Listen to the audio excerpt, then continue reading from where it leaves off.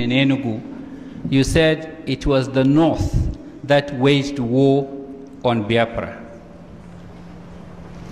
The North, in fact, the first division from the North descended on Biafra from Nsukka. Is that the first division of Northern Nigerian Army? Of course, it is not first division of Northern Nigerian Army, but it was commanded by the Northern troops, Northern officers and men. And that's your basis of saying it was the North that waged war on Biafra? I said actually it was Nigeria that waged war, not Biafra waging war on Nigeria. No, you said the North in your evidence. It must be lapsus linguae. Thank you very much. Now, you said it was in your book and in your evidence that the coup at 1966 January was long overdue. That was what I felt. That was my opinion. Do you still feel that a military coup is the best solution to political problems of countries such as Nigeria? Now, as you are there now on oath. The situation in 1966 cannot by any means be equated to the situation now in Nigeria. Now, do you agree? Now, what I'm saying is, maybe you don't understand my question. I do understand your question. In 1966, how I felt then might not necessarily be how I feel now. Okay. Do you still believe that military as an alternative to political government or to democratic government is the best solution? Right now that I am an old man, I feel otherwise. Okay. And you know that that first attempt you made was the beginning of the military incursion into democratic rule in Nigeria. Nigeria. Very right. It is not the handover or button changing that you keep having after that. Okay. Now the Ohaneze petition and your evidence said there was to be a planned jihad on January 17th. It came from your evidence. I said it's in my book, which was published in 1981. Listen to my question, please. Yes, I said so. Now, immediately after talking about the jihad, they said the coupists. There's nothing called. Listen now, those who planned the coup is the same thing. The coup plotters. Yes, the coup plotters, it doesn't matter. The coup plotters were to install Chief Awolowo as the president. That's what they plan to do. Which of them? Those who planned the jihad or your own, those who planned? You talk about planning the jihad. Those of us concerned with the coup of January 66 did not plan any jihad. Yes. In fact, they carried the coup, they moved fast to preempt jihad. That's what I said. Listen, and no. It's so well recorded. No, it's no question of well recorded. You see, you planned a coup. Beautiful. The Ohaneze petition alleged that that coup was to prevent a jihad on the 17th. Beautiful. The following sentence in their petition says, those coup plotters wanted to install Chief Awolowo as the president of Nigeria. Something is amiss somewhere.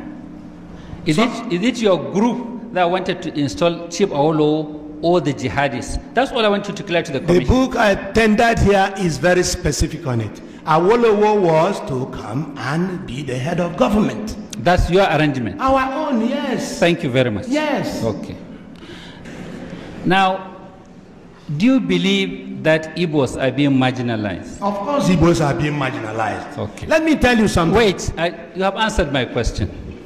Now, one of your witnesses said IGBOS are everywhere in this country and doing everything. They are so friendly and they are involved in every trade and business in every nook and corner of this country. Is that how you appreciate? Answer the question. Is that how you appraise marginalization? Answer the question. Every individual, let me tell you what is wrong with this country. Sorry, my Lord. Every individual, my Lord, I want you to answer my question. Struggles on his own. Every individual. So Igbos being everywhere shows that Igbos are the best Nigerians. They are the best Nigerians. They are everywhere. They are true Nigerians. You should have waited for my question. No, but I must preempt even your question. You see, Igbos, if you are talking about marginalization, it isn't in terms of Igbos individually working as individuals. In what context is the marginalization? Exactly. For instance, the question of appointments, the question of things that belong to us in general. In fact, even the question of depriving Igbos of their rights. This is marginalization. Now, you said in the Ohaneze petition that Igbos are only one out of 400 ethnic groups in this country. You agree? Could you please restrict yourself to the statements I made? You are supposed to answer my questions. If you don't know, say you don't know. Uche Chukwumereji has answered that kind of question. I am dealing with January coup, and that Ohaneze has partitioned everything. My compartment is January coup 66. My friend, you are here as the witness of the commission, and it is my right to ask you questions, and you have an obligation to answer them. If you don't know how to answer, say you don't know. The truth is that you said that I falsified history. I want to know where in my statement, it is in your letter. I want to know where in my statement I said falsified it is in the record of Ohaneze, and you are their witness.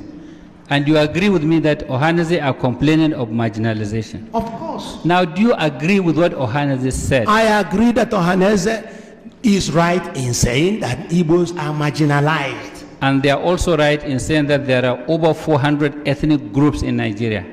There are too many, even more than 400 if you like.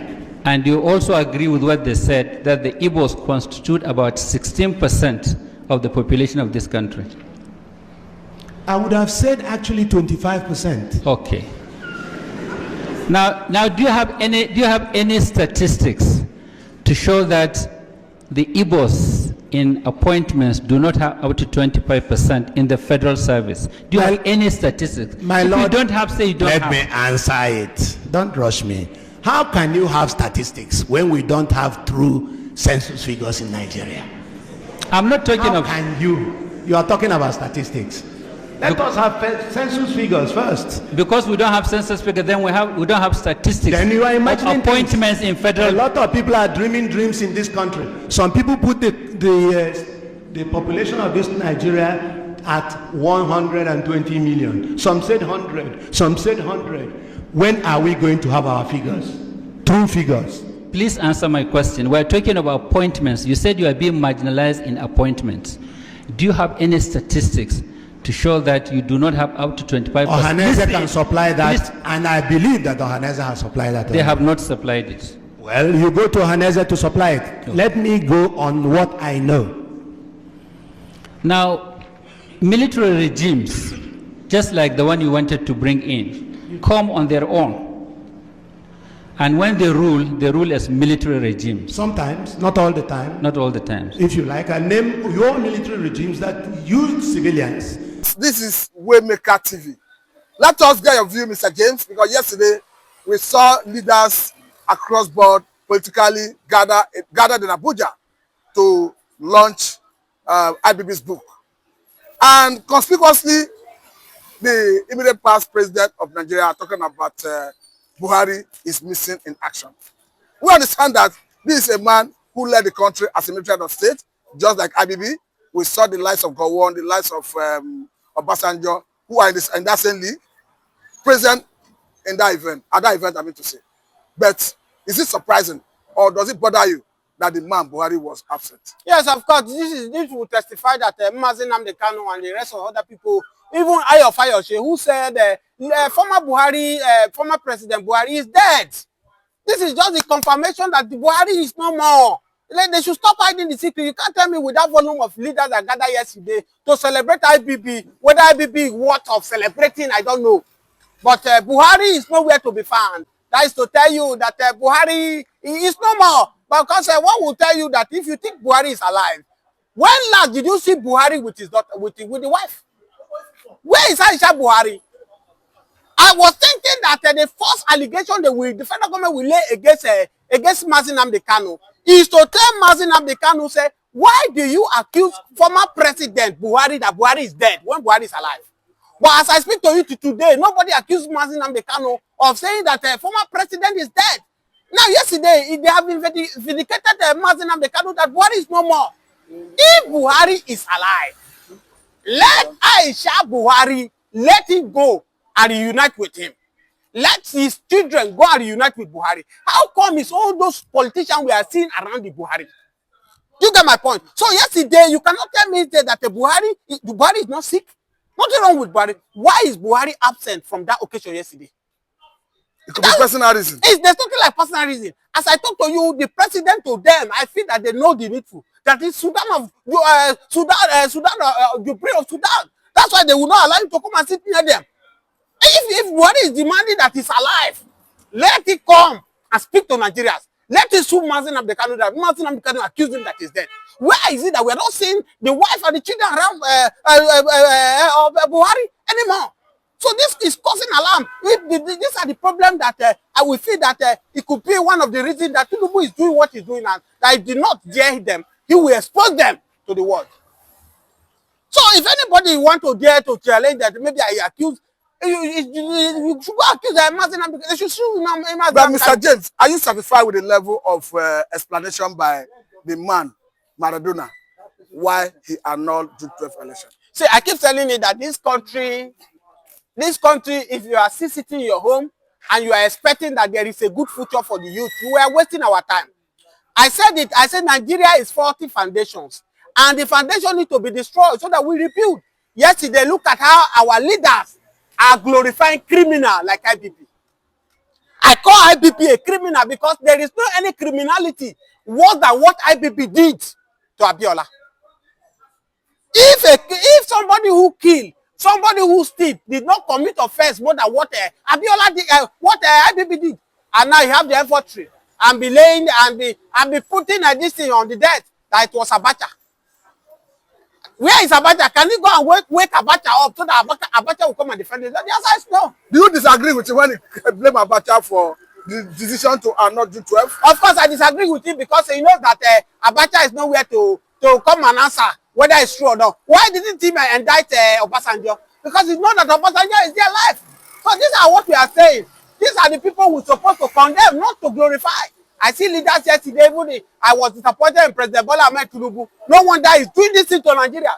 Say without the IBP, he will not be who he is. That if I may jump in here, Mr. James, are you worried that even the same IBP did not unravel the mystery surrounding the death of the journalist talking about Delegiwa, saying that he hoped that the truth about that will unveil?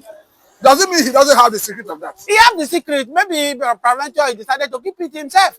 Don't forget how many years now before he testified that he intentionally annulled the election of Abiola. Abiola was still alive after the election for many years. He knows the truth. Why can't he say, okay, this man you people are punishing, you people should leave him?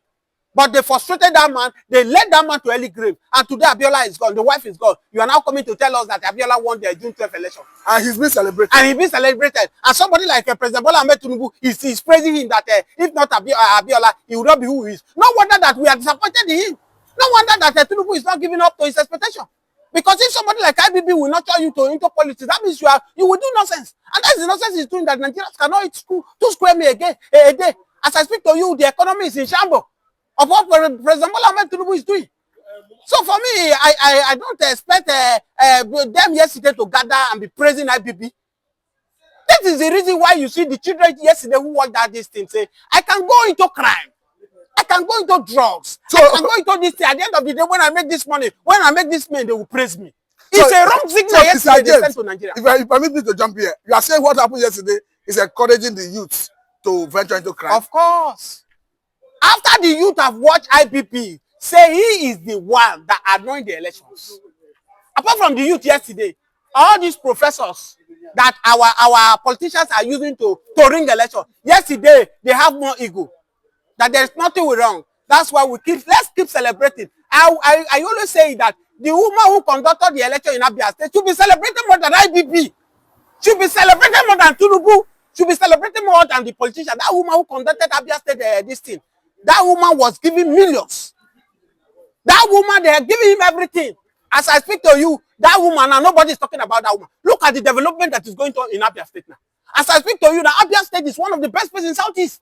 Fast develop. Had it been that woman compromised and collected that money from that during that election, do you think what Abia is now will be? Because the person that paid that money want to collect the money he paid.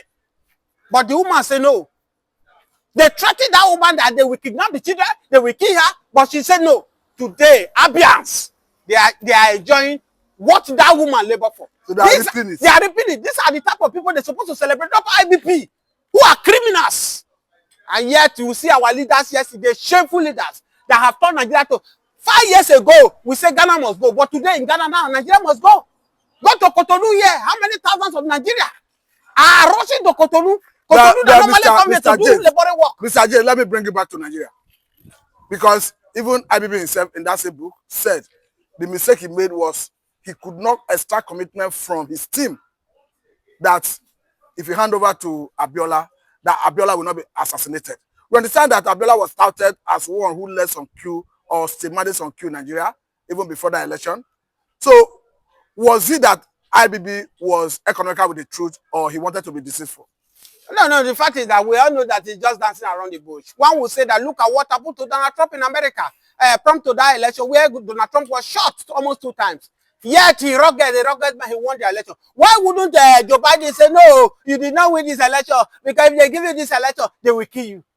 He said all this thing IBB is saying is just saying out of point for me. I blame the leader who sat down yesterday and celebrating nonsense. He should better repent because I believe that IBB is seeing his ancestors already. Which very soon he will join his ancestor. And the rest, nobody come to stay in this world forever. All of us, this world is like a marketplace. When you come, you buy what you want to buy, you go back. I believe that he's almost done with what he has come for. He will go very soon. So he should use this medium and apologize to Nigerians and talk to President Bola Ahmed Tinubu to do the needful. Nigerians are dying in numbers about starvations. Nigeria cannot eat. Nigeria cannot send their children to schools. We are not talking about this one. We are talking about IBP who are part of people who destroy this country. So what are we celebrating? There's nothing to celebrate. There's nothing to celebrate. I know that you are going to that area, but what happened in National Assembly yesterday, where Shemilat, Senate President, also humiliated him? I know you asked me about that question. Okay, talking about Natasha, yes. Of course, who by the arrangement of how the sitting arrangement of the House of Senate, after some members of PDP defected to APC, refused to vacate her seat, and of course she rose and raised her voice, telling Governor Obio that I'm not afraid of you. Are you sure the woman is not afraid? I am disappointed in Senator Akpabio for bullying women in National Assembly. Senator Akpabio bullying Ireti. Natasha. Ireti, let me start with Ireti. Senator Akpabio bullying Ireti Kibe. Abuja is representing Abuja. Yesterday he demonstrated by bullying Natasha Akpoti. Natasha Akpoti coincidentally came from my local government, Kogi Central. So he doesn't know who that woman is. That woman is not gentle. You might see her a woman, but it's a man in woman. Akpabio cannot silence that woman. And you see the voice of Kogi in her yesterday. He looked eyeball to Akpabio and tell him the truth. With some men who are afraid of Akpabio. He told Akpabio, you cannot do anything to me. I cannot be afraid of you. You are not the one that bring me here. My constituency, my people voted me for me to represent them. Have you forgotten how Akpabio became a senator? Where the former governor of Kogi State, Yaya Bello, stood. How Natasha Akpoti become a senator, how he won that senate. He was not declared by what is it called, by INEC. He got his 52 court. Where Yaya Bello had to do all his possible best to stop that woman. But he couldn't. The day of election, we saw how Yaya Bello divided the road and put caterpillar. People could not go out to go and vote. It looks as if that woman is a strong woman. He's a very powerful woman. And it's a man, a woman. Look at it. You know how rugged Kogi people is. No such way like Kenya people. She now married to Niger Delta.